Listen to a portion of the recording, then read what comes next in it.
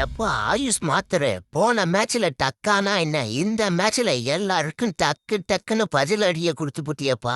பயங்கரமான ஆட்டம் தலைவன் தேர்ந்து விட்டு விளாசுன்னு விளாசி தெளித்தாப்புல இன்னைக்கு பஞ்சாப் பவுலர்ஸ். அதுக்கப்புறம் அந்த சர்பிராஸ் கானு ஹாட்ரிக்கா பவுண்டரி அடிக்கிறாப்புல. அதுக்கப்புறம் அந்த நம்ம சிவம் சிக்ஸர் போய் சிக்ஸ் அடிக்கிறது மட்டும் என் வேலை இல்ல, பவுண்டரியும் அடிப்பேன்னு பவுண்டரியா அடிச்சு தள்ளிட்டாப்புல. இப்படி எல்லாரும் அடிச்சு 209 ரன் அடிச்சா வெறும் 4 ஓவர்ல 63 அடிக்கிறாங்க பஞ்சாப் பயபிளே. எப்ப ஆரியா யாரியா நீயே வெறும் 11 பால்ல மேட்ச முடிச்சே கொடுத்துட்டு போயிட்டியா. 2 ஓப்பனர்ஸும் அடிச்ச அடியிலே தெரிஞ்சு போச்சு இந்த பவுலிங் அட்டாக்க வச்சுட்டு நம்மளால ஜெயிக்க முடியாதுன்னு. அப்படியும் இம்ப்ரெஸ் பண்ற மாதிரி சில பல விக்கெட் எல்லாம் எடுத்தாங்க.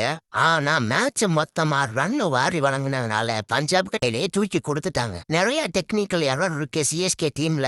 போன ட்ரிப் பேட்டிங்ல தான் நமக்கு பிரச்சனை இருந்துச்சு, ஆனா இந்த ட்ரிப் பவுலிங்லயும் பிரச்சனை இருக்கு. பேட்டிங்லயும் சின்ன பிரச்சனை இருக்குதான், அது ஓப்பனர்ஸ்ட இன்னும் 2 பேரும் ஒரு 6 கூட அடிக்கல. ஃபுல்லாவே யங்ஸ்டர்ஸா இருக்கிறதுனால டீம் கொஞ்சம் கஷ்டப்படுறதுதான், ஒத்துக்கிட்டே ஆகணும். கண்டிப்பா திரும்பி வருவோம், யங்ஸ்டர்ஸ் கம்பேக் பண்ணுவாங்கன்னு நம்புவோம்.